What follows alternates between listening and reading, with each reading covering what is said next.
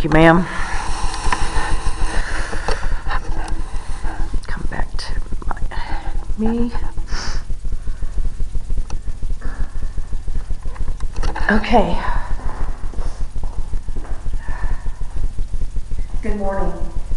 My name is Sheila Ross, and I'm thankful that you guys showed up today for this presentation. I wish to address teen pregnancy and possible solutions within the guidelines of the Catholic Church. That will be my topic today. I will be sharing statistics of the teenage birth rate and examining what teens say caused them to consider pregnancy at this early age and how we can convince them that waiting is better.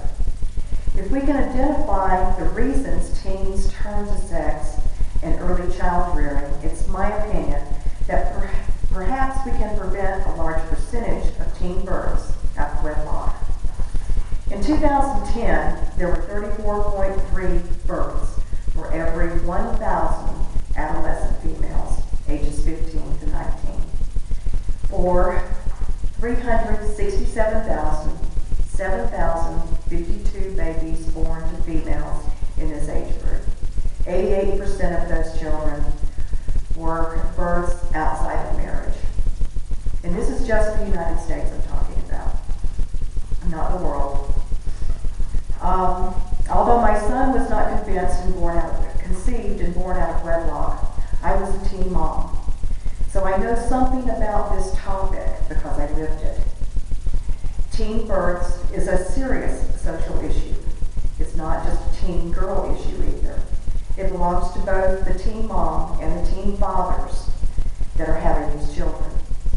The responsibility for prevention of teen pregnancy does not fall solely on the parents of these teens either. This is a social issue that belongs to the entire community. Briefly, I intend to explain why children having babies is a problem for our community, provide some insight into what teens want from adults regarding this issue, and offer what I believe to be a solution. My solution may not remedy the whole problem, but if we can reach just one or two teens, maybe we will be on the stair steps to a benchmark. Again, I just want to emphasize, 367,772 babies, 88% born out of wedlock. And this is 2010 birth data, which is incomplete. These estimates indicate a positive decline, however, of 9% from 2009. Statistics show that the United States teen birth rate has had a steady decline since its all-time high in 1991. This graph I have here is an illustration of that. These are the 1990-1991 birth rates, and they're separated by ethnic group. And this dashed line is the total. And it does show a steady decline for all ethnic groups going down to, or up to 2010. This data was taken from the Department of Health and Human Services. So it is accurate, at least as far as they know from the information that they can get from census data. But even with these improved numbers, the United States teen birth rate is higher than many other countries that offer the same cultures and opportunities similar to what we have here in the United States, namely Canada and the United Kingdom. And this information is also taken from Health and Human Services website. Now, are you maybe asking why I'm labeling this a social problem and why I'm saying the problem, excuse me, as well as the solution lies within the community, not just the families and the kids? I've got answers to those questions. Children born to teen parents have specific challenges that children born to older parents don't have. For example, and I've got to quote the Office of Adolescent Health here because I don't want to get any of this information incorrect. These children are more likely to have poor educational opportunities, poor behavioral health, and other health outcomes throughout their lives.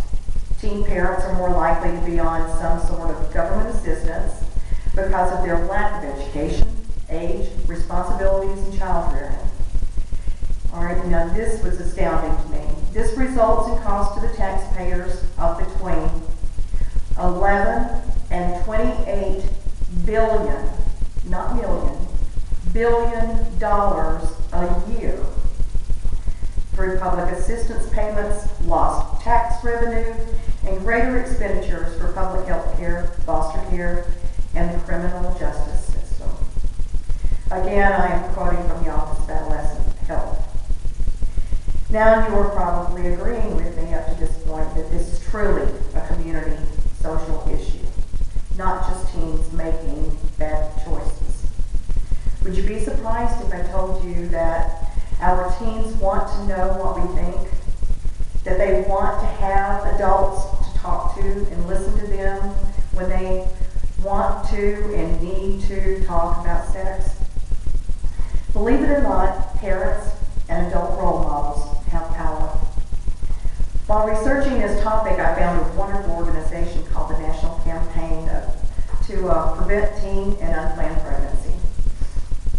After getting input from between the ages of 15 and girls between the ages of 15 and 19, they put together some topics that these teens want adults to know when it comes to how to approach the subject of sex with them. These are just the top 10. Show us why teen pregnancy is such a bad idea. Show us what good, responsible relationships look like. Talk to us honestly about love, sex, and relationships. Telling us not to have sex is just not enough. And even if we don't ask, we still have questions. If we ask you about sex, don't assume we're already having sex. And pay attention to us before we get into trouble. And please, don't leave us alone too much. We really care about what you think, even if we don't always act like it. And by the way, we hate the talk just as much as you do. Most teens that find themselves in this situation come from home where the parent or parents were there themselves. They need good, solid Christian role models. And according to my research, our teens are begging for this. They're begging for adults they can turn to before they get into trouble, not when it's too late.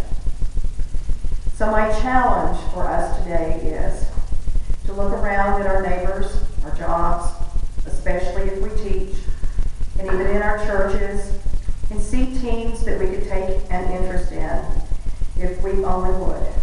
Maybe it's time for us to make the first move and engage them in conversation to let them know we care about them as members of our community. Our teens are our future. What kind of future do you want for Fort Worth, Arizona? It is never too late to start laying that foundation. Thank you again for coming. Okay, I've got to turn it off.